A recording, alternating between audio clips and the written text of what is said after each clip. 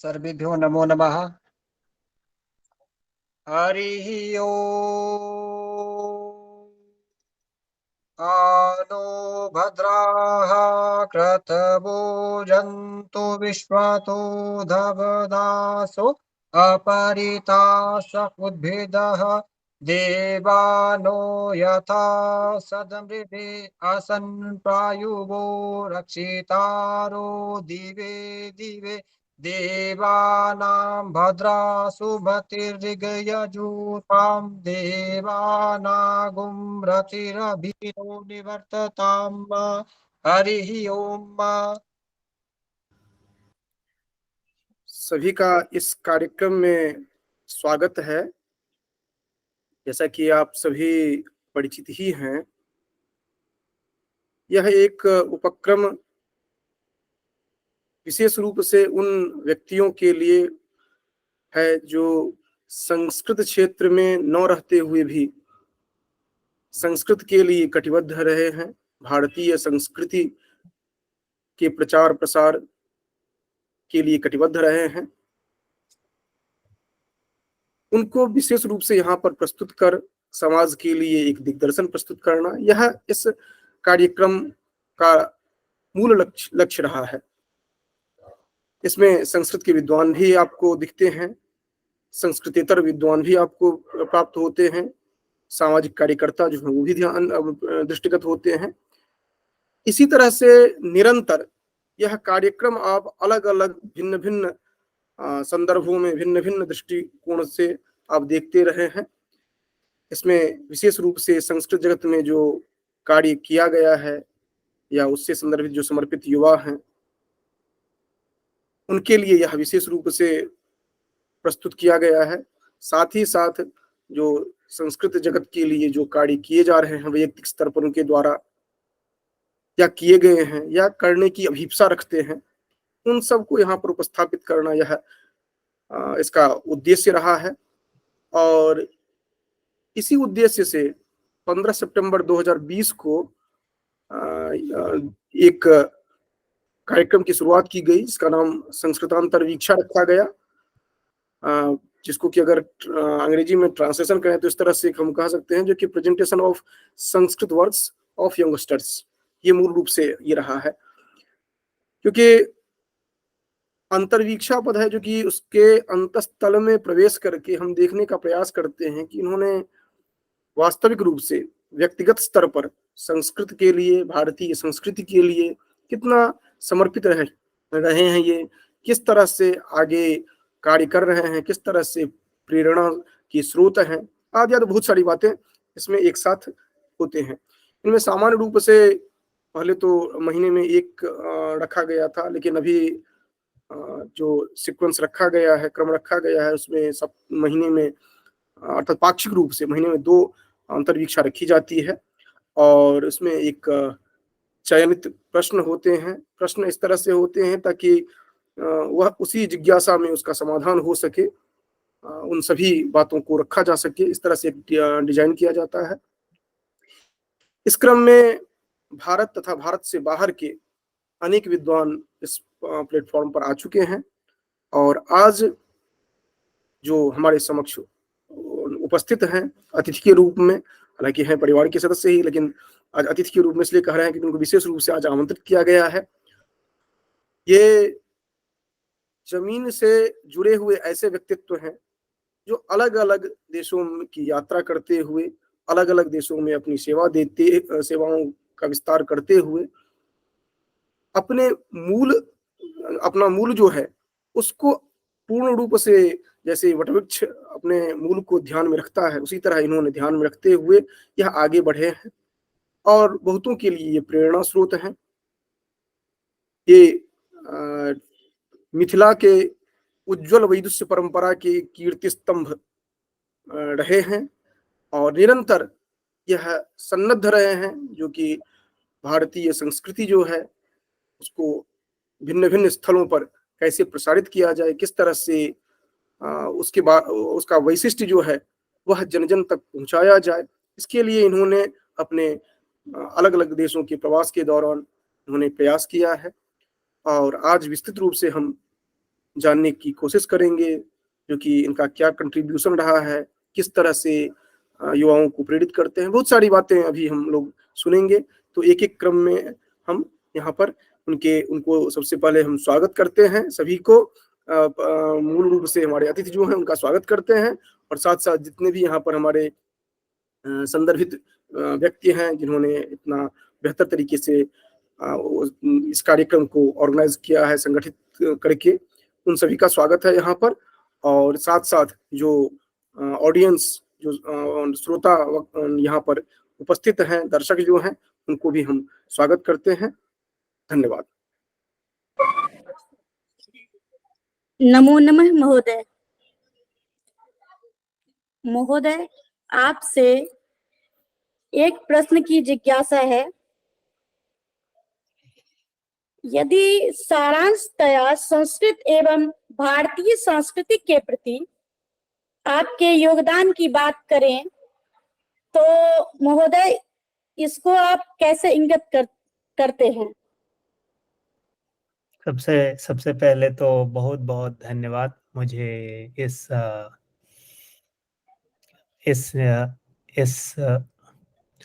समारोह में और इस यात्रा में सहचर बनाने के लिए। और मैं सबसे पहले तो शुरू करूंगा एक श्लोक से जो कि मुझे बहुत पसंद है, और मैं बहुत ही सारगर्भित रूप से उसको हमेशा, लगभग हर दिन मैं उसके बारे में सोचता हूँ कि कितनी अच्छी काव्य शैली है ये, जो कि गोस्वामी तुलसीदास के रामचरितमानस का पहला श्लोक है। ओम वर्णानाम अर्थसंधानाम रसानाम छंदसामपि मंगलानाम च कर्तारो वंदे वाणी विनायको। तो पहले वाणी और विनायक का आह्वान करते हुए मैं जो ये यात्रा है, अपनी यात्रा या संस्कृत के प्रति जो मेरा लगाव है, इसको मैं दो दृष्टिकोण से देखूंगा। पहले तो जो हम कहते हैं कि प्रस्थानत्रयी, मुझे लगता है कि मैं यहाँ पे सबसे कम ज्ञान रखता हूँ संस्कृत का। यहाँ पे सभी विदुषी जन यहाँ पे हैं, तो मुझे लगता है कि जो प्रस्थानत्रयी के लिए मेरे अंदर दो तरह की जिज्ञासाएं शुरू हुई। और जो तीसरी प्रस्थानत्रयी है ब्रह्म सूत्र, उसका जो पहला श्लोक है अथातो ब्रह्म जिज्ञासा, तो कहीं ना कहीं वो जिज्ञासा की जो बीज है वो मेरे अंदर बचपन में ही डाली गई। वो कैसे डली मुझे नहीं पता। पेड़ बनते बनते करीब 25-30 साल हो गए उसको, मतलब वो बीज जब पड़ा उसके बाद सही माहौल नहीं मिला। फिर धीरे धीरे याद आया कि अच्छा ये चीज थी जो कि मुझे अंदर से प्रेरित करती थी। जैसे बचपन में याद किया हुआ संपूर्ण भगवत गीता हो, शायद मुझे लगता है मैं 5-6 साल का था जब मुझे पूरी भगवत गीता याद हो गई थी। तो बहुत सारी ऐसी चीजें हैं जो कि कहीं ना कहीं अंदर वो जड़, वो ना, वो एक उसका जो रूट है वो थोड़ा थोड़ा बढ़ना शुरू हुआ था। तो जो यात्रा है वो दो तरह की यात्रा है, एक तो अंतर्मुखी यात्रा है और एक बहिर्मुखी यात्रा है। तो जो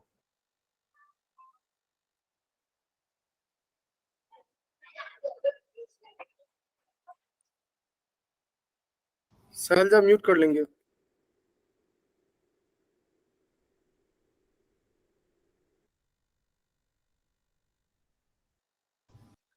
अनम्यूट। हेलो हेलो, अब मेरी आवाज आ रही है? जी सर, जी सर, जी सर, जी सर।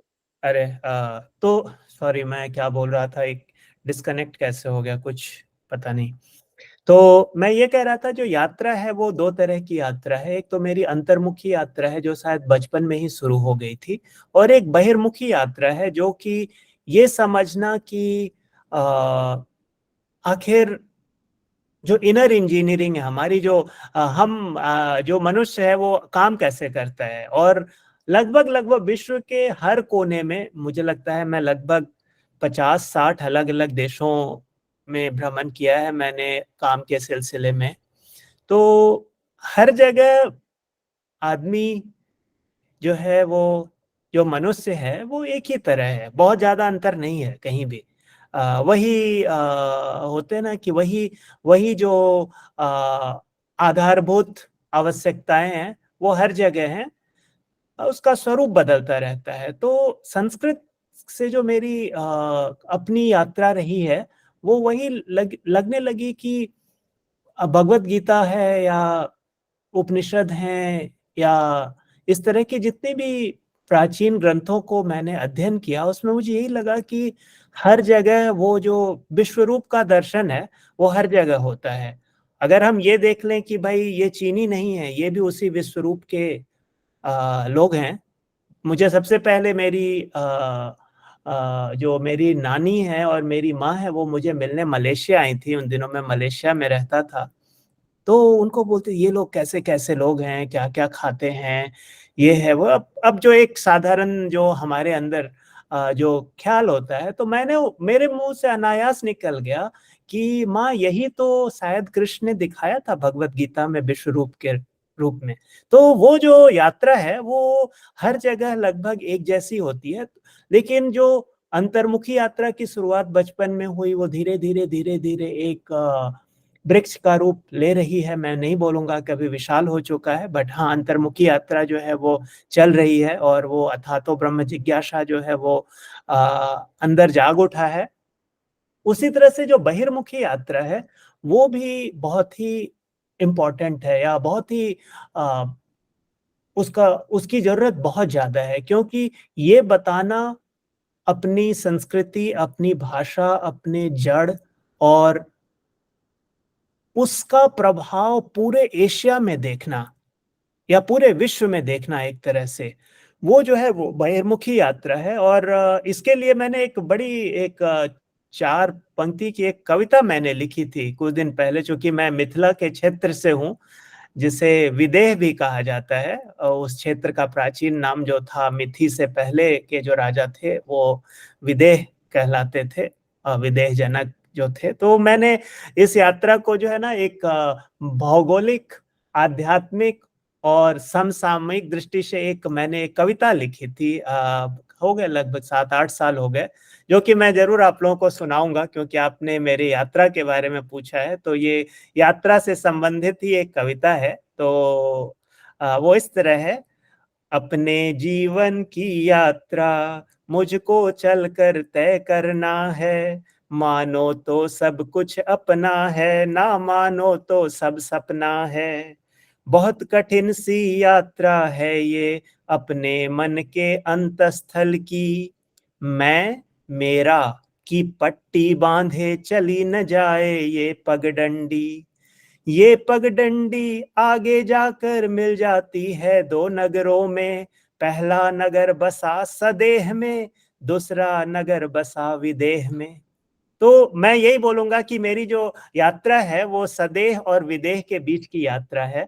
और मैं बहिर्मुखी जो मेरी यात्रा है उसको मैं कोशिश करूंगा धीरे धीरे और आगे बढ़ाने की। मैं लिखता हूँ थोड़ा बहुत, लेकिन मैं कहीं प्रकाशित नहीं करता। जो भी लिखता हूँ वो मैं डॉक्टर विपिन जी से मैं शेयर करता हूँ, कई बार मैथिली में, हिंदी में, मैं बंगला में भी, मैं करीब करीब 7-8 भाषाओं में मैं लिखता हूँ और जानने की कोशिश करता हूँ अलग अलग चीजें। शेयर भी करता हूँ कुछ कुछ लोगों से, बट अभी तक उतनी हिम्मत नहीं जुटा पाया कि मैं उसको कहीं पब्लिश करूँ या उस पर कुछ और आगे करूँ। मुझे लगता है कि बहुत सारा बचा है जो मुझे नहीं आता है।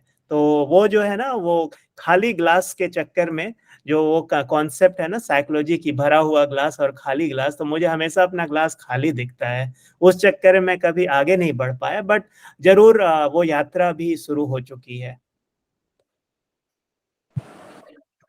जी धन्यवाद महोदय, बहुत बहुत ही ज्ञानप्रद रहा आपका। आपके व्यक्तिगत परिचय से मुझे एक प्रश्न और मेरे मन में जिज्ञासा आ रही है महोदय। आप संस्कृत के शास्त्रीय ग्रंथों का अध्ययन के भी रुचि रखे, तो आप संस्कृतेतर व्यक्ति को आप किस प्रकार से अभिप्रेरित करेंगे? ये बहुत ही मैं इस प्रश्न के बारे में जब मैं सोचता हूं तो मुझे ऐसा लगता है कि इस प्रश्न का उत्तर अगर हम देना शुरू करें तो शायद घंटों लग जाए, क्योंकि ये संस्कृत जो है वो क्या कहते हैं, वो ना कि हमारी प्राचीनतम भाषा है, बट मातृभाषा, सारे भाषाओं की मातृभाषा, पितृभाषा, देव भाषा, विद्या भाषा और विश्व भाषा है। तो कहीं ना कहीं संस्कृत के जो ग्रंथ हैं वो थोड़ी से आजकल या संस्कृत के जो काम है वो काफी अर्थकरी विद्या से उसको जोड़कर लोग देखते हैं, क्योंकि सफलता तभी मानी जाती है जब वो क्या कहते हैं, वो एक श्लोक है ना, धनात् धर्मः ततः सुखम वाली बात। तो कहीं ना कहीं वो धनात् धर्मः ततः सुखम, और एक बहुत पहले की बात है, मैंने एक बार एक और श्लोक लिखा था कि सा विद्याया नियुक्तये की जरूरत अभी ज्यादा पड़ गई है सा विद्याया विमुक्तये से। तो जो मुक्ति और नियुक्ति ये दोनों जो है वो साथ ही साथ चलती रहती है। तो संस्कृत के ग्रंथों की कहीं ना कहीं उसका जो एक व्यावसायिक दृष्टिकोण से देखना बहुत जरूरी है। और मैं यही कोशिश करता हूं जब भी मैं किसी से बात करता हूं कि उसका व्यावसायिक दृष्टिकोण क्या क्या हो सकता है। तो कुछ दृष्टिकोण मैं आप लोगों को जरूर बताऊंगा जो कि आज की ज्वलंत समस्याएं हैं, विश्व भर की सारी ज्वलंत समस्याएं हैं, और संस्कृत भाषा के ग्रंथों में इसका कहीं ना कहीं प्रमाण मिलता है कि संस्कृत या जो हमारी जो प्राचीन संस्कृति है वो उसने इन समस्याओं को कैसे इस पे कार्यरत किया था। तो पहली व्यवस्था अगर मैं व्यवसायिक दृष्टिकोण से देखूं तो पर्यावरण संतुलन की बात मैं सबसे पहले कहूंगा। अगर हम देखें कि हमारे यहाँ जब भी कोई काम होता है, मुझे याद है कि हमारे यहाँ जब शादी भी होती है हमारे जो मिथिला संस्कृति में, तो सबसे पहली प्रथा है पैर धुलवाने की, जिसमें कि जो लड़की के पिता हैं वो अपने हाथों से, या पिता या जो सबसे श्रेष्ठ होते हैं वो अपने हाथों से बारातियों का पैर हाथ धुलवाते हैं। तो कहीं ना कहीं सैनिटाइजेशन हमें कोरोना में अभी याद आया, बट अगर हम उसको देखें तो जो पर्यावरण से जनित रोग या पर्यावरण से जनित जितनी भी अव्यवस्थाएं हैं उसके सुधार को हम देख सकते हैं संस्कृत के ग्रंथों में या संस्कृत के कार्यों में, अपने क्रियाकलापों में, या अपनी जो पद्धतियां हैं, पूजा की पद्धति हो गई। जैसे पहली बार मुझे ये आभास हुआ था कि पूजा की पद्धति जो है वो हमारे पांचों ज्ञानेंद्रियों को सक्रिय करती है, कि हमें फूल चाहिए होता है जो दिखता है अच्छा, लाल, सफेद, पीला, उसमें अच्छी सुगंध होती है जो नाक को हमें आगे बढ़ाती है। हम घंटियां बजाते हैं या शंख बजाते हैं तो पूरी पांचों ज्ञानेंद्रिय एक साथ एकत्रित होती है, तभी वो पूजा शुरू होता है। और ये जो सारे साधन हैं वो हमने जोड़ के देखे तो मैं कहीं ना कहीं ये देखता हूं कि हमें संस्कृत और उससे जुड़ी चीजों को एक बायोलॉजिकल जो जीव विज्ञान है या समाज विज्ञान है या व्यवसाय क्षेत्र है उससे जोड़ के रखना होगा, तभी वो जिंदा रहेगा। नहीं तो संस्कृत बहुत ज्यादा एक मंदिर तक सीमित रह गया है। मुझे लगता है कि उसका उत्थान उससे बाहर होना चाहिए, और वो तब होगा जब हम उसको उन चीजों से जोड़कर देखेंगे कि अरे इसकी तो महत्ता इतनी ज्यादा है, ये इतना कम नहीं है। इन्हीं चीजों के लिए जो है अगर आप यूरोप में जाएं या अमेरिका में जाएं, कंसल्टेंसी लेते हैं लोग, इन चीजों के लिए पैसा देते हैं। हमारा परिवार जो है वो आपस में जुड़े रहने के लिए अलग अलग लॉ फर्म है जो कि इसी पे काम करती है, अलग अलग कंसल्टेंसी कंपनीज हैं। तो पर्यावरण संतुलन है, परिवार, समाज, रहन सहन, ये एक दूसरी बहुत बड़ी व्यवस्था है। तीसरा जो मुझे एक बहुत बड़ा और थोड़ा अंडर वैल्यूड अभी है, मतलब अभी मुझे लगता है उसका व्यवसायिक आधार उतना नहीं बना है, जैसे कि हमारी प्राचीनतम भवन निर्माण की जो शैली थी या नगर निर्माण की शैली थी। बहुत सारी किताबें हैं जहाँ पे कि मंदिर निर्माण, भवन निर्माण और उसका कॉमर्शियलाइजेशन कहीं ना कहीं वास्तु के रूप में दिखता है कि लोग भारत में ये वास्तु सर्टिफाइड है या नहीं है इस तरह की, लेकिन उसको और भी ज्यादा कॉमर्शियल किया जा सकता है। तो मुझे लगता है कि संस्कृत के जो एरिया है, जैसे साम्राज्य का उत्थान और पतन, अभी आप देखिए कि जैसे लड़ाई चल रही है रूस और अपने यूक्रेन के बीच में, और अगर आप उसको जोड़ें कि हमारे प्राचीन ग्रंथों में किस तरह से साम्राज्य के उत्थान और पतन की कहानियां हैं, मृच्छकटिकम की बात हो जाए या स्वप्न वासव दत्तम की बात हो जाए, मैं साधारण रामायण महाभारत तो सभी जानते हैं, बट जो मैं थोड़ी सी और डिटेल में अगर जाऊं तो मृच्छकटिकम में जो कैप्चरिंग बैक ऑफ मगध की जो कहानी है, वो मुझे लगता है कि लोगों को पता ही नहीं है कि कैसे रिक्लेम किया जाए, अपनी राजधानी को कैसे रिक्लेम किया उस पूरे और अमात्य को कैसे उन्होंने, अमात्य राक्षस को कैसे अपने ओर जोड़ा। वो बहुत ही असाधारण ग्रंथ है। या फिर अगर हम भवभूति की रचनाएं ले लें, मुझे एक बड़ी अच्छी घटना याद आती है। मैं बहुत छोटा था, जिसमें कि मेरे नाना जी ने मुझे एक बार श्रीहर्ष की एक कहानी समझा रहे थे कि श्रीहर्ष के बच्चे थे और उन्होंने सोचा कि किसको कवित्व की पदवी आगे बढ़ाई जाए, तो उन्होंने एक लकड़ी का टुकड़ा जो है वो बाहर फेंक दिया। ये संदर्भ है, और अपने जो 2-4 बच्चे थे सभी को बोला कि क्या है ये, तो किसी ने बोला शुष्कम काष्ठम तिष्ठति अग्रे, तो किसी ने बहुत ही साधारण संस्कृत में बोला। फिर उनका जो एक सबसे बड़ा बेटा था उन्होंने कहा था नीरस तरुले प्रतिष्ठति अग्रे। तो इस तरह से जो है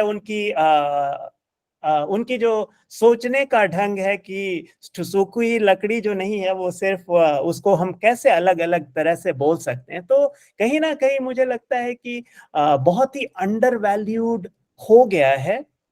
उसके पीछे कहीं ना कहीं आक्रांताओं का या कॉलोनाइजर्स का जो कल्चरल हमारा डिमोशन हुआ, वो बहुत बड़ा जिम्मेवार है, क्योंकि हमें अपने ऊपर से विश्वास कम हो गया, क्योंकि हम अर्थकरी विद्या का साधन जो है वो पश्चिम के तरफ से आता है। हमें अपने पूर्वी विद्याओं को उसको चाइना इस वे में बहुत आगे निकल गया है। मैं देखता हूं कि चाइना में या जापान में, जैसे जापान के जो सबसे अच्छे फल हैं वो बाहर कहीं नहीं जाते, वो जापान में ही सबसे महंगे बिकते हैं, क्योंकि वो फल बाहर, जैसे एक मियाजाकी आम मुझे नहीं पता आप लोगों को आपने सुना है इसके बारे में कि नहीं, जहाँ एक आम की कीमत लगभग 2-2.5 लाख रुपए की है। अगर मैं भारतीय ये में देखूं एक आम, तो मियाजाकी आम जो है, आम बताइए, आम का जो वैज्ञानिक नाम है मैंजीफेरा इंडिका, क्योंकि उसकी जननी, उसका जो रूट है वो इंडिया है। वो इंडिया से, भारत से जापान गया। हमारे यहाँ आज भी जापान आम की कीमत ज्यादा से ज्यादा, एक आम अल्फांसो जो है शायद सबसे महंगा मिलता है हमारे यहाँ, जो कि 100-200 रुपए का एक मिलता है, वहां 2 लाख रुपए का एक आम मिलता है। और मैंने खरीद के खाया एक बार कि भाई जब गए हैं तो मियाजाकी ट्राई करना चाहिए, है ना। तो कहने का मतलब ये कि बहुत सारी चीजें हमारे यहाँ से गई और उसको कॉमर्शियल बना के जब लोगों ने पैकेज में प्रेजेंट किया। आज ही देख लीजिए योगा स्टूडियो, योगा बिजनेस, भले उसको योगा बोलना भी नहीं चाहिए, वो तो योग है, योगा कोई शब्द ही नहीं है मेरे ख्याल से। तो योग का जो योग स्टूडियो, अगर मैं सिंगापुर की बात करूं जहां मैं रहता हूं, तो कम से कम 600 से 700 योग स्टूडियो होगा, जहां पे हर दिन 50 से 100 लोग आते हैं, अलग अलग व्यवस्था अपने अपने योग। और मूल रूप से वो हठ योग सिखाते हैं और कुछ नहीं सिखाते, उनको अष्टांग की कोई सही जानकारी नहीं है। बट जो कॉमर्शलाइजेशन है उसको हमें कहीं ना कहीं बढ़ावा देना होगा। और आप लोग विद्वत जन हैं, जो आप लोग संस्कृत पढ़ाते हैं, उसके कॉमर्शियल एंगल को, पैकेजिंग जो है, मुझे लगता है पैकेजिंग जो है ना वो मिसिंग है।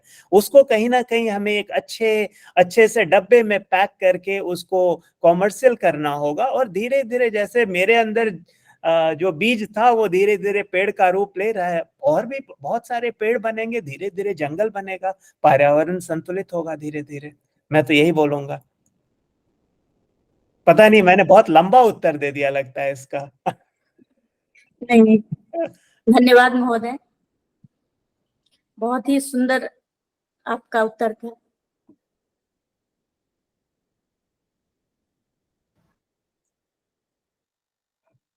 नहीं, एक्चुअली इसमें एक और भी है कि जो संस्कृत को मैं अपने कुछ और अनुभव बताऊंगा इसमें कि अपनी संस्कृत भाषा जो है वो लिपियों से परे है। देवनागरी में हम भले ही आज लिखते हैं, लेकिन मैं आपको अपने आंखों देखा अनुभव बताता हूँ। जब मैं 2007 में मैं पहली बार अंकोरवाट गया था, जो कि विश्व का सबसे बड़ा विष्णु का मंदिर है या बुद्ध का मंदिर है, या उसको आप जो भी बोलें। कई बार उसमें उसके पतन और उत्थान की कहानियां बहुत सारी हैं, तो मैं उसमें नहीं जाऊंगा। लेकिन वहां पे मैंने देखा, वहां पे जो शिलालेख है उसमें कहीं भी देवनागरी नहीं है, लेकिन वो शिलालेख संपूर्ण संस्कृत में है। तो कहीं ना कहीं ये लिपि और उससे ऊपर उठा हुआ। उसी तरह से मुझे याद है बचपन में एक बार मैंने माइकल मधुसूदन दत्त का मेघनाद वध, जो बंगाली संस्कृत में लिखा हुआ है, वो मैंने एक बार पढ़ने की कोशिश की थी। फिर वही सब कुछ जाता है कि भाई हमारे जो श्रेष्ठतम लोग थे हमारे घर में, उनको साहित्य और संस्कृति में बहुत अभिरुचि थी। नहीं तो बचपन में जब मैं 8-10 साल का था, मेघनाद वध नाम की किताब जो है वो किसी ने सुना भी नहीं होगा उस समय, जो मुझे 2-4 लाइनें याद थी उस समय। तो कहने का मतलब यह है कि संस्कृत भाषा लिपियों से परे है। वही मैंने जावा एक द्वीप है इंडोनेशिया में, और वहां पे एक बहुत बड़ा मंदिर है पंचदेवता, जो हम जिनको बोलते हैं पंचदेवता का मंदिर है, प्राम्बनान वहां पे बोलते हैं, प्राम्बनान टेम्पल, जहाँ पे कि अपने 5 पंच देवताओं की पूजा होती है। वहां भी मैंने देखा, वहां जो संस्कृत लिखी हुई है उसको वो बोलते हैं कवि स्क्रिप्ट। अब मुझे नहीं पता, वो कहीं से भी देवनागरी नहीं है। मैंने पढ़ने की कोशिश भी की, ब्राह्मी थोड़ा बहुत मैं सीखने की कोशिश कर रहा हूँ आजकल, बट बहुत कम समझ में आया। लेकिन वो ब्राह्मी नहीं था, वो एक और ही स्क्रिप्ट था। लेकिन जब उसको उच्चारण किया उन लोगों ने, तो मुझे लगा अरे ये तो संस्कृत में है। इस तो मुझे पढ़ा नहीं जा रहा था, लेकिन समझ में सब आ रहा था। तो ये जो बहुत बड़ी जो जर्नी है, जो मैंने अलग अलग जगहों पे देखी है, वैसे ही एक बार मुझे याद है वियतनाम के चांपा क्षेत्र में मैं गया, तो वहां भी इसी तरह जो इंक्रिप्शन है वो किस लैंग्वेज में है मुझे नहीं पता। वो बोलते हैं एंशिएंट लैंग्वेज, नाम उनको भी नहीं पता है। लेकिन कुछ लोग जो उसको पढ़े उन्होंने संस्कृत उच्चारण किया, तो मुझे तुरंत समझ में अरे ये तो संस्कृत है। तो अपना अनुभव मैं बताने की कोशिश कर रहा हूँ कि जो हमारी जो भाषा है लिपि से परे है, और इसमें इतने श्रेष्ठ विचार हैं, आदर्श हैं, मूल्य हैं, सिद्धांत हैं, प्रणाली हैं, पद्धति हैं, कौशल है, कला है, विज्ञान है, तकनीक है, जो कि हमें आत्म स्वरूप से परिचय कराता है और हमें परम पुरुषार्थ के मार्ग पे ले जाता है। और सबसे बड़ी बात है कि हमें विश्व रूप का दर्शन करा के विश्व प्रेम के रूप में जो जो एक कहानी है ना कि वसुधैव कुटुंबकम, एक जो श्लोक है, वसुधैव को एक कुटुंबकम के मार्ग में ले जाता है। तो संस्कृत में ये एक बहुत बड़ी क्षमता है जो कि अंडररेटेड है, उसको हम और भी आगे ले जा सकते हैं। जी महोदय, बहुत बहुत धन्यवाद। नमो नमः महोदय। और नमो नमः। आपकी महोदय जी, आपकी जो जीवन यात्रा है और सत्य को उद्घाटित करती आपकी जीवन यात्रा से संबंधित जो पंक्तियां आपने अभी हम लोगों को श्रवण कराई हैं, उससे विदित होता है कि आपने नेपाल, चीन, जापान, मलेशिया, कंबोडिया, वियतनाम इत्यादि अनेक पूर्वी एशिया के कई विश्व धरोहरों और पुरातात्विक स्थलों की यात्रा की है। और भारतीय संस्कृति के परिप्रेक्ष्य में यदि हम बात करें तो इन स्थलों को आप किस प्रकार व्याख्यायित करेंगे? कृपया हम सभी की कौतूहलता को प्रश्नित कीजिए। बिल्कुल, मैं भारतीय संस्कृति, इसके लिए भी मैं शायद मेरी खुद की एक कविता है मैंने लिखी थी, और कुछ दिन पहले ही मैंने शेयर किया था विपिन जी से कि एक बहुत ही ऋग्वेद के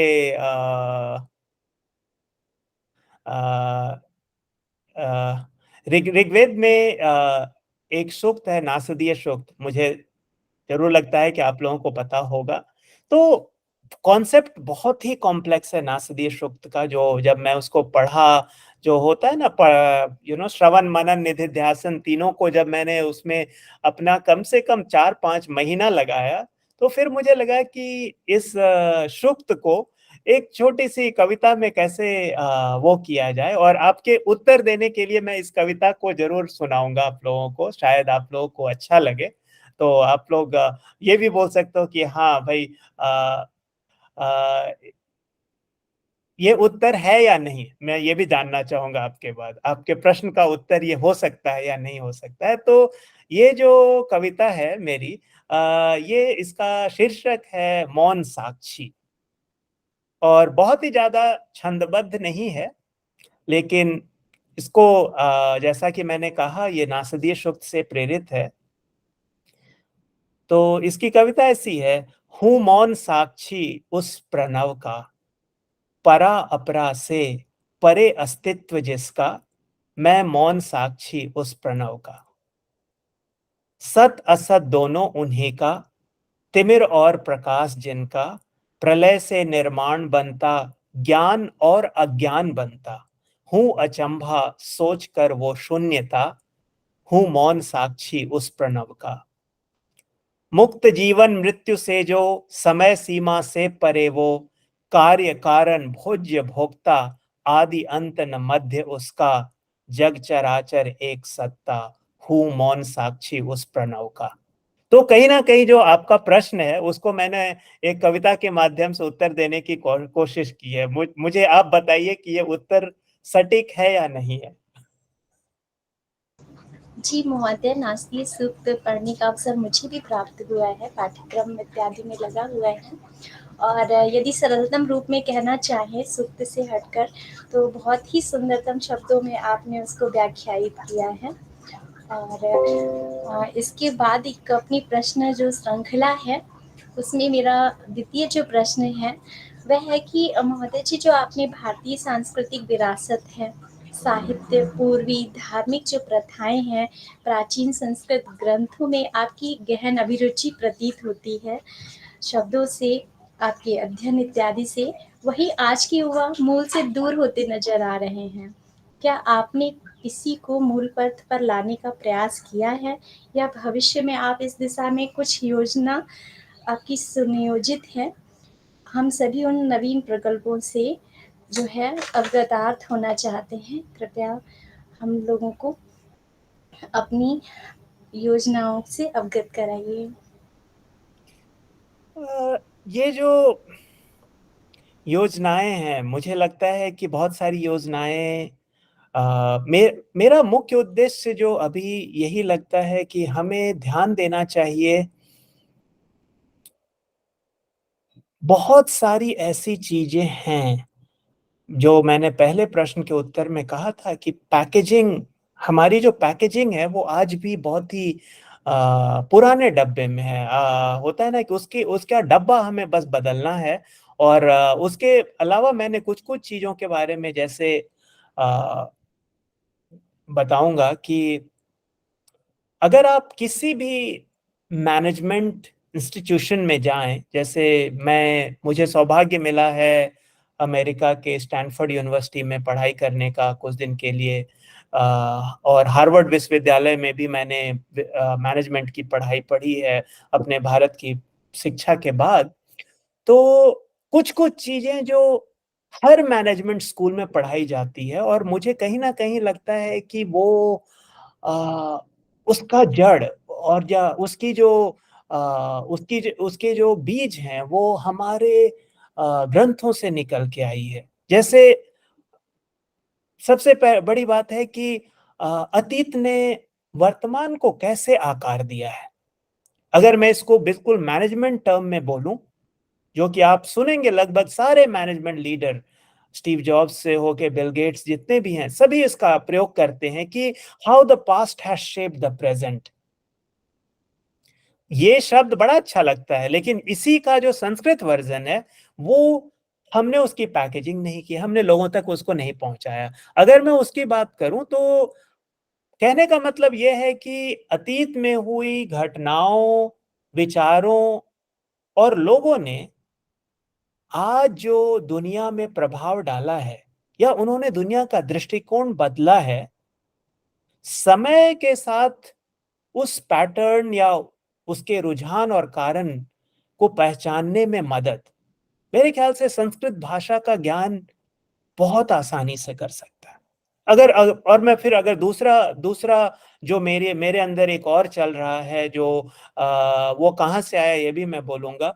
मुझे याद है, मैं एक बार भारतीय संस्कृति पे अपने जो डॉक्टर राधा कृष्णन थे, दूसरे राष्ट्रपति, उनकी बड़ी अच्छी एक किताब है भारतीय इंडियन फिलॉसफी के ऊपर, 3-4 भागों में। तो मेरे पास वो है। जब मैं पहली बार वो पढ़ रहा था तो उसमें न्याय का जो जिक्र है या तर्क शास्त्र का जो जिक्र है, जहां कहाँ धुआं उठ रहा है, इसका मतलब जरूरी नहीं कि वो आग है, वहां खाना भी बन रहा है। और आप लोग चूंकि विद्वान है उस क्षेत्र में, तो पता ही होगा आप लोगों को कि उसके जो परिप्रेक्ष्य हैं कि सत्य के सत्यान्वेषण कैसे किया जाए, सत्य के परिप्रेक्ष्य को कैसे जाना जाए, वो कहीं ना कहीं बहुत ही अच्छे ढंग से हमारे प्राचीन पुस्तकों में या प्राचीन विचारकों ने उसको, आप ये भी कह सकते हैं कि जैसे अष्टावक्र गीता है या फिर अपने जो योग वशिष्ठ हैं, इन दोनों किताबों में मैंने एक बड़ी अच्छी समानताएं देखी कि वो हमें रूट्स पे ले जाती है और बहुत ही, वो कभी पुरानी नहीं होती है, उसकी पंक्तियां कभी पुरानी नहीं होती है। वो आज भी उतना ही वैलिड है, उनके सारे प्रश्न उतने ही वैलिड हैं। जो साइकोलॉजिकल हेल्थ की बात हम करते हैं, तो हम साइकोलॉजिकल हेल्थ को संस्कृत से कैसे जोड़ें, तर्क को हम संस्कृत से कैसे जोड़ें, हम रचनात्मकता को संस्कृत से कैसे जोड़ें, जो न्याय शास्त्र में प्रमाण, प्रमेय, तर्क आदि का वर्णन है, और सत्य को पहचानने की कला, मिथ्या का खंडन, ये जो तरीका, प्राचीन पद्धति है, ये पूरी तरह से विलुप्त होता जा रहा है। और कहीं ना कहीं अगर आप अभी रिसर्च पेपर्स पढ़ेंगे, नए नए जितने भी रिसर्च पेपर्स आ रहे हैं, उसमें उसका आभास मिलेगा, जो अरे ये तो जैसे एकार्ट टोल हैं या बहुत सारे जो मॉडर्न फिलोसफर हैं, उन्होंने उसका रेफरेंस भी दिया है कि हाँ भाई, इसका जो जड़ है वो भारत में है, वो उपनिषदों में है या इसमें। तो कहीं ना कहीं मुझे लगता है कि इसको मैं कहीं कॉमर्शियल करने की सोचता हूँ कि कैसे इसको ट्रांसलेट किया जाए।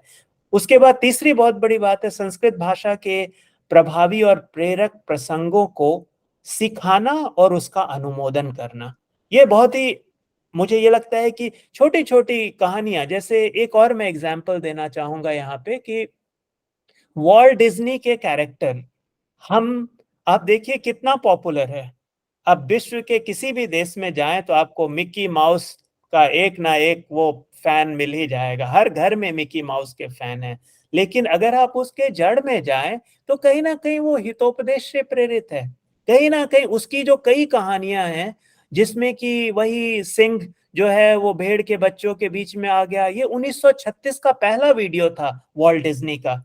उन्होंने कहानी को थोड़ा बदल दिया, थोड़ा सा बाइबल से जोड़ दिया उसी चीज को, लेकिन ये ओरिजिनल कहानी तो बाइबल से भी पुरानी है, जो हम लोगों ने पढ़ी हुई। उसको उन्होंने कार्टून बनाया, उसको पैकेजिंग अच्छे से की और फिर प्रेजेंट किया। देखिए मिकी माउस हर जगह, हर बच्चा उसका फैन है, या वॉल्ट डिज्नी के इतने कैरेक्टर्स हैं। तो कहीं ना कहीं मुझे लगता है कि वो एरिया पे काम करना बहुत ही जरूरी है, जो हमें आगे जाके मैं सोचता हूं कि हमें करना चाहिए। उसी तरह से विविधता और सहानुभूति की सराहना, अगेन ये एक बहुत बड़ा मैनेजमेंट लेसन है। अगर मैं इसको यही अंग्रेजी में बोलूंगा तो आपको लगेगा कि हाँ, मैंने कई बार सुना है, how to appreciate diversity and empathy. अब डाइवर्सिटी और एम्पैथी की जो अपनी पुरानी व्यवस्था है, अगर मैं उसको देखूं तो संस्कृत के कई ग्रंथों में इसका वर्णन है। आप रामायण को ही ले लें, किस तरह से डाइवर्सिटी के साथ आप मैनेजमेंट की तरह आप लड़ाई कैसे जीत सकते हैं। बंदर, भालू, रीछ, बिल्कुल अंतर प्रजातीय संतुलन की बात अगर करें तो इससे बड़ा संतुलन और क्या हो सकता है। तो कहीं ना कहीं वो डाइवर्सिटी और इंक्लूजन की बात अगर हम करते हैं तो वो यहाँ पे है। उसके बाद अंत में मैं यही बोलूंगा कि अपने विरासत से जोड़ने से लोगों का जो मानसिक स्तर है वो ऊंचा होता है। एक बड़ा छोटा सा एग्जांपल मैं देता हूं। आज से 7-8 साल पहले एक सिनेमा आई थी भारत में ही, बाहुबली। बाहुबली अगर मैं सिनेमा की बात करूं तो उसमें एक सबसे बड़ी बात थी कि उसमें बहुत सारे जो गान संगीत थे वो पूर्ण संस्कृत में थे, बहुत सारे कमांड थे जो संस्कृत में थे, और उन्होंने कई लोगों का परिदृश्य जो है या दृष्टिकोण है वो पूरी तरह से बदल दिया अपनी संस्कृति के बारे में, चाहे वो मैं भारत की अपनी बात करूं या विदेश में बात करूं। तो इस तरह से जो पैकेजिंग जैसे जैसे अच्छी पैकेजिंग में आएगी तो लोग अट्रैक्ट होंगे, क्योंकि ये मार्केटिंग का जमाना है भाई। हमें ये जानना होगा कि आप पैकेट जो है, पैकेट में आप उसको बाहर का लेवल जो है वो कैसा है।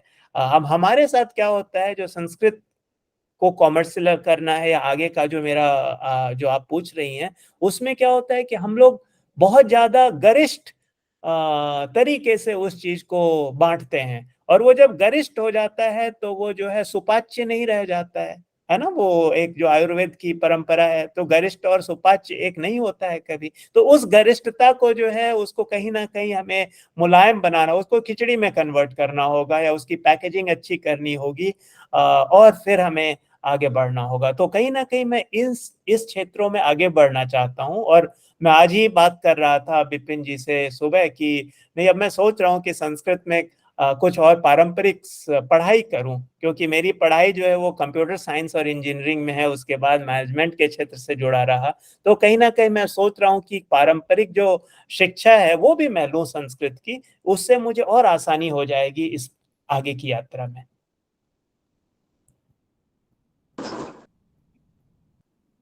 नमो नमः महोदय। नमोः।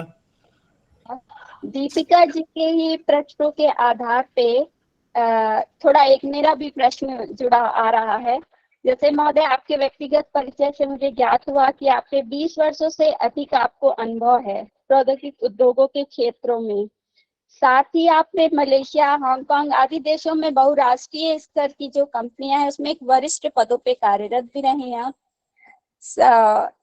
जानना ही चाहती थी कि आपने जैसे जापान, मलेशिया आदि देशों में जो संस्कृत भाषा का किस तरीके से जुड़ाव देखा है, और क्या संस्कृत भाषा के माध्यम से प्रौद्योगिक उद्योगों में रोजगार की कोई कल्पना है, या उसके द्वारा आप कुछ ऐसा कार्य कर रहे हैं उस क्षेत्र में, उससे हम लोग अवगत होना चाह रहे हैं। बिल्कुल, इसमें 3 प्रश्न छुपा हुआ है एक प्रश्न की आड़ में। तो जो आखिरी प्रश्न है उसका उत्तर मैंने लगभग दे दिया है आपको कि कैसे संस्कृत भाषा के माध्यम से उसको आगे किया जा सकता है। बट पहले 2 प्रश्न जो हैं वो मैं जरूर आपको उत्तर दूंगा उसका। कि पहला 2 प्रश्न है कि मैंने क्या क्या समानताएं देखी।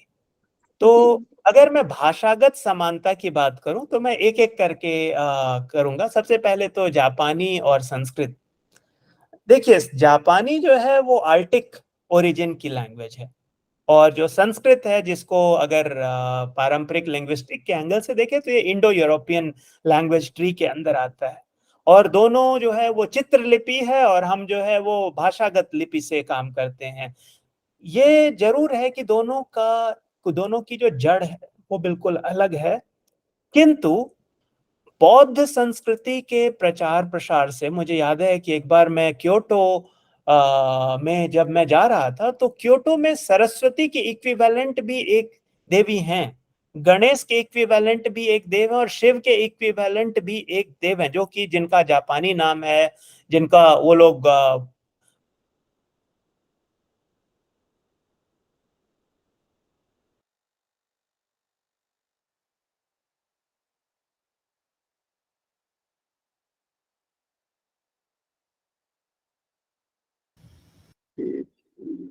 ध्वनि नहीं हो रही है।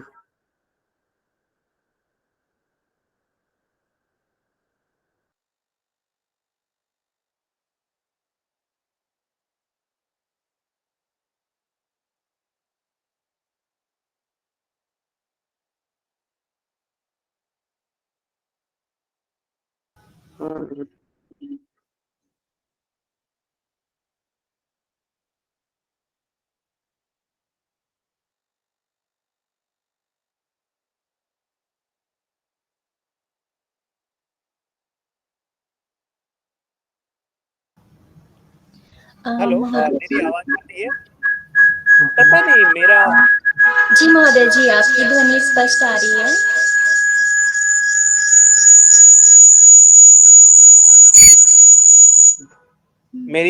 मेरी आवाज स्पष्ट आ रही है अभी? हेलो। जी महोदय जी, प्रश्नों की श्रृंखला में एक जिज्ञासा मेरी अनायास जागृत हो गई है, उसका भी मैं प्रश्न करना चाहूंगी। और बिल्कुल। मेरा प्रश्न है कि महोदय जी, आपने पूर्वी एशिया में कई विश्व धरोहर और पुरातात्विक स्थलों की बड़े स्तर पर यात्रा की है। इन यात्राओं ने आपके ज्ञान को तो बढ़ाया ही है, साथ ही दुनिया का एक अनूठा दृष्टिकोण भी दिया है। वह अनूठा दृष्टिकोण क्या है, यह जिज्ञासा हम सभी की है। हम सभी उसको जानने के लिए उत्सुक हैं। बिल्कुल बिल्कुल। तो मैं जैसा कि मैं पता नहीं कब किस पॉइंट पे मैं डिस्कनेक्ट हुआ, बट मैं जरूर फिर से बोलूंगा कि जो जापानी भाषा की मैं जापानी भाषा के बारे में आप लोगों को बता रहा था कि दोनों की जो रूट्स हैं वो अलग अलग हैं। एक आर्टिक ओरिजिन की है और दूसरी इंडो जर्मन जो लैंग्वेज ट्री है या इंडो यूरोपियन लैंग्वेज ट्री है उसके अंदर आता है। और बुद्ध धर्म से बहुत ज्यादा उसमें जापान में जो है बुद्ध धर्म का प्रचार प्रसार इतना बढ़ा कि वहाँ पे बहुत सारी चीजें हैं जो कि भारतीय संस्कृति से मिलती जुलती है। मैं आपको एक उदाहरण दे रहा था। क्योटो शहर में, जो कि जापान की प्राचीन राजधानी है, या फिर नारा, वहां पे जो पुरानी किंगडम हुआ करती थी, नारा की किंगडम थी, तो वहां पे मैंने देखा कि बहुत सारे देवी देवता या बहुत सारे जो अपने धार्मिक या सांस्कृतिक जो वहाँ का आश्रम इक्विवेलेंट है, उसमें बहुत सारी चीजें भारतीयता से मिलती जुलती है। और सबसे बड़ी बात, जो जापानी भाषा है उसमें तीन तरह के जो हैं वो अक्षर होते हैं, हिरागाना, काताकाना और कांची। तो जो काताकाना और हिरागाना है वो वही कॉन्सेप्ट है जैसे संस्कृत से लिया है उन्होंने, स्वर वर्ण और व्यंजन वर्ण का। जैसे हमारे यहाँ स्वर्ण वर्ण व्यंजन वर्ण की वो पूरी तरह से संस्कृत से ओरिजिनेटेड है। तो कहीं ना कहीं जो ओरिजिनल जो एस्पेक्ट है उसका, वो कुछ हद तक जुड़ा हुआ है। वैसे भाषा बिल्कुल अलग है, जापानी भाषा जो है। अब आते हैं भाषा जो है इंडोनेशिया और मलेशिया की, बात आपने पूछी थी मुझसे। तो ये एक बहुत ही इंटरेस्टिंग है कि आपको पता है इंडोनेशिया और मलेशिया की भाषा को क्या कहते हैं? आप लोगों को नाम पता है किसी को भी? उसका नाम है बाहासा मलायू या बाहासा इंडोनेशिया। तो आप इसी से अंदाजा लगा सकते हैं कि वो अपनी भाषा को बाहासा बोलते हैं, जो कि भाषा से बाहाशा हो गया। ठीक है, तो उनका नाम ही शुरू होता है जो है उसमें कहीं ना कहीं संस्कृत के शब्द हैं। और उसी तरह से अगर आप दोनों देशों की कि बहुत सारे शब्द ऐसे हैं जो कि 100% संस्कृत के शब्द हैं। तो और वो मानते भी हैं कि उनकी भाषा का जो जड़ है वो करीब करीब 60 से 70% उसमें संस्कृत का योगदान रहा है उनके भाषा के विकास में। तो साउथ ईस्ट एशिया के बहुत सारे देशों में, मैं ये नहीं बोलूंगा कि सिर्फ जापान, इंडोनेशिया, वही चीज अगर मैं अयोध्या में थाईलैंड में राजमहल को अयोध्या कहते हैं। अयोध्या एक शहर है बैंकॉक से लगभग 40 किलोमीटर के करीब, 40-50 किलोमीटर की दूरी में, जो कि उस प्राचीन महाराजा की राजधानी हुआ करती थी। वो अपने राजा को राम बोलते हैं और अपनी राजधानी को अयोध्या बोलते हैं। उसी तरह से अगर हम वियतनाम जाएं तो वहां पे जो एक साम्राज्य था उसका नाम था चांपा। तो देव वर्मन जो जितने राजा थे वो लोग वहां पे राज करते थे। उसी तरह से कंबोडिया की बात करें तो वहां तो पूरा का पूरा भाषा में संस्कृत का बहुत ही सारा योगदान है। भले ही चीन का प्रभाव जो है वो भी बहुत ज्यादा है वहाँ की भाषाओं में। अगर मैं देखूं कंबोडिया, म्यांमार, थाईलैंड, और वियतनाम, इनमें चीनी प्रभाव और संस्कृत प्रभाव दोनों ही व्याप्त हैं। पर संस्कृत को कोई झुठला नहीं सकता है कि हाँ भाई इसमें संस्कृत का प्रभाव नहीं। बहुत सारे ऐसे शब्द हैं जो कि बिल्कुल संस्कृत के शब्द हैं।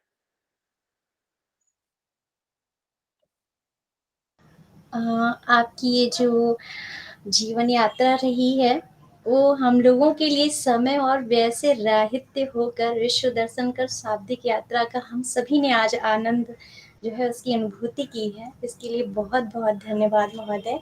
और एक कहावत भी है कि कोस कोस पर पानी बदले, चार कोस पर वाणी।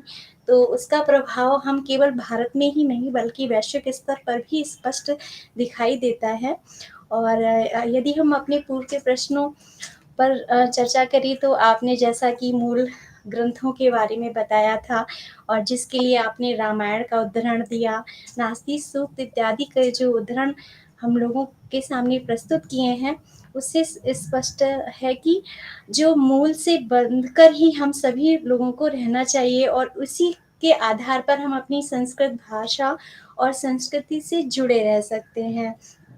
और इसी प्रकार आपके समय के बहुमूल्य समय को समझते हुए और हम सभी का ये परम सौभाग्य है कि आपने यहाँ आकर हम सभी को कृतार्थ किया। इसके लिए बहुत बहुत धन्यवाद महोदय। नमो नमः। बहुत बहुत धन्यवाद आप सभी को, बहुत बहुत धन्यवाद ऐसे उपलक्ष्य में मुझे इनवाइट करने के लिए, और मैं बहुत ही कृतार्थ हूँ इसके लिए। जी प्रणाम महोदय जी।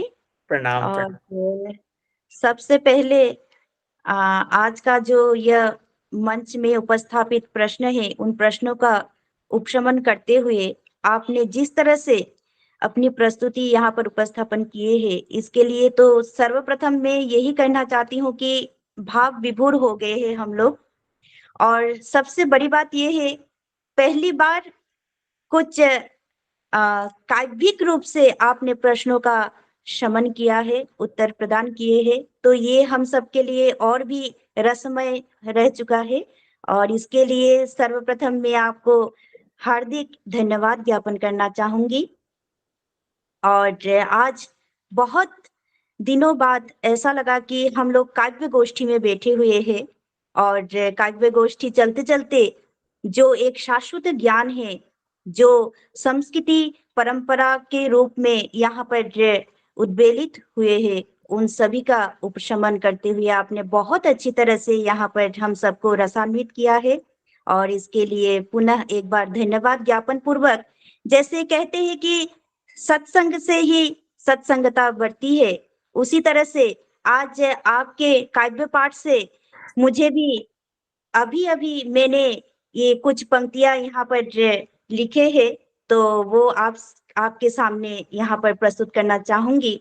जरूर जरूर। जैसे कि ज्ञान सागर से परिपूर्ण सत्ता आपकी, परा अपरा से परिपोषित है आप, नित नित तेज शाश्वत भाव का हृदयोद्गार निरंतर करते हैं आप। संस्कृतांतर विक्षा के इस मंच से करते हैं आपको हम शत शत नमन।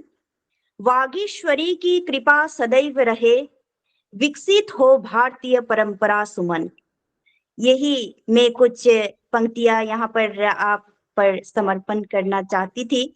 तो बस बहुत अच्छा लगा और क्या कहे, निशब्द हूं मैं।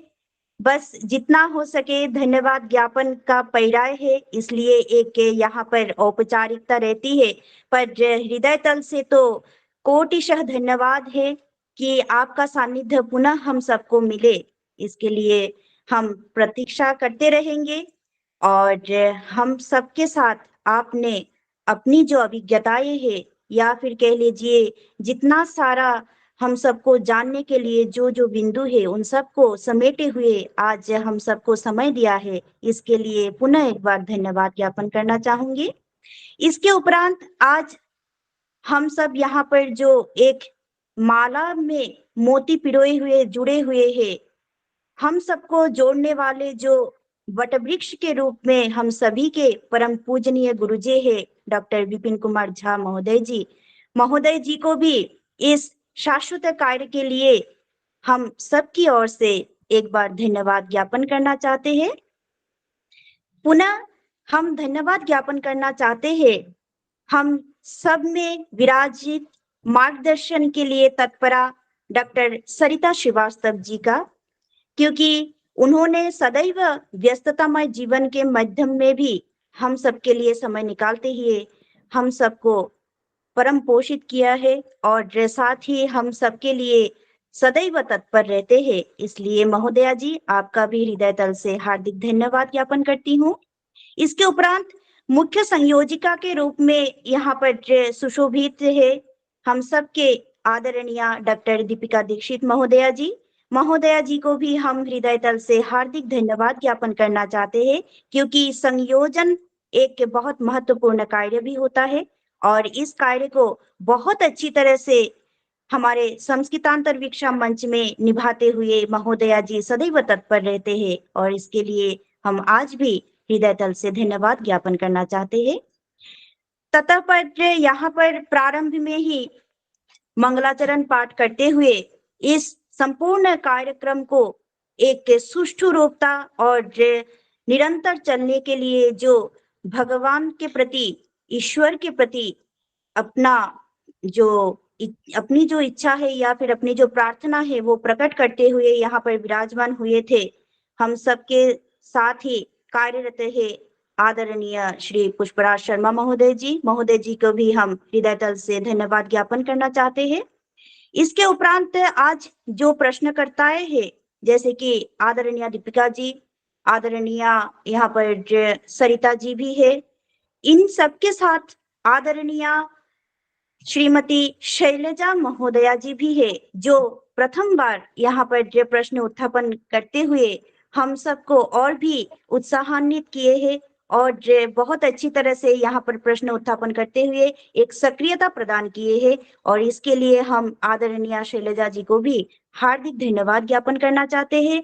इसके उपरांत तकनीकी, क्योंकि हम लोग तकनीक माध्यम से ही आज यहाँ पर संभव हो पाए कि विदेश में रहते हुए भी महोदय जी के साथ हम सानिध्य पूर्ण बातें कर सकते थे। तो इसके लिए हम यहाँ पर जो तकनीक के संयोजन में निरंतर कार्यरत है श्री राहुल काश्यप जी और श्री मनीष कुमार मिश्रा जी, आप दोनों को भी हम हृदय तल से धन्यवाद ज्ञापन करना चाहते हैं। साथ ही हम सबके साथ जुड़े रहते हैं हम सबके आदरणीय श्रीमती पी गौरी जी महोदया जी को भी हम हृदय तल से धन्यवाद करते हैं और आशा करते हैं आगे भी हमारा यह मंच फलीभूत होगा और भी विकसित होगा। और इसी के साथ मैं यहाँ पर विराम लेती हूँ। नमो नमः। नमो नमः। आप सभी को बहुत बहुत धन्यवाद मुझे यहाँ पे बुलाने के लिए और मैं जरूर कोशिश करूँगा कि जब भी मौका मिले तो मैं आप लोगों का सानिध्य प्राप्त करूँ और कुछ नया सीखूं। जैसे आपने एक 4 पंक्तियां आपने कुछ क्षणों में लिख दिया, मुझे वो लिखने में 2 महीने लग जाते हैं। मैं सोचता रहता हूँ अच्छा कौन सा शब्द आएगा, कौन सा करवा, तो मुझे बहुत समय लगता है। और यही विद्वता यही होती है जो कि मुझे लगा कि अरे वाह कितने अच्छे से आपने सारी बातों को रख दी सामने। बहुत बहुत धन्यवाद।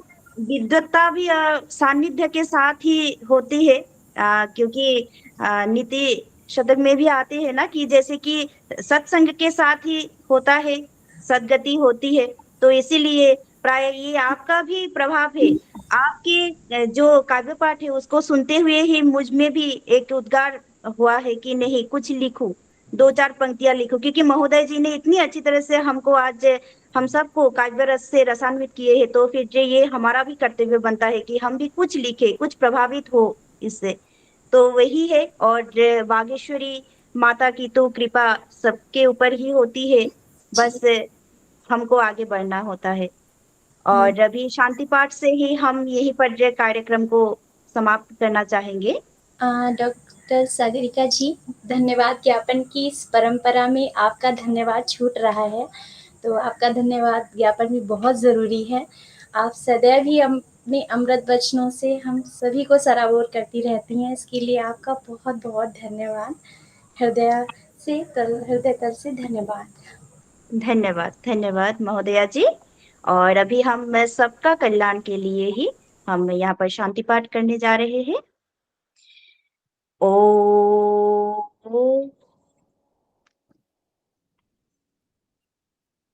सर्वे भवन्तु सुखिनः, सर्वे सन्तु निरामयाः, सर्वे भद्राणि पश्यन्तु, मा कश्चित् दुःखभाग् भवेत्। ॐ शान्तिः शान्तिः शान्तिः। नमो नमः। शुभ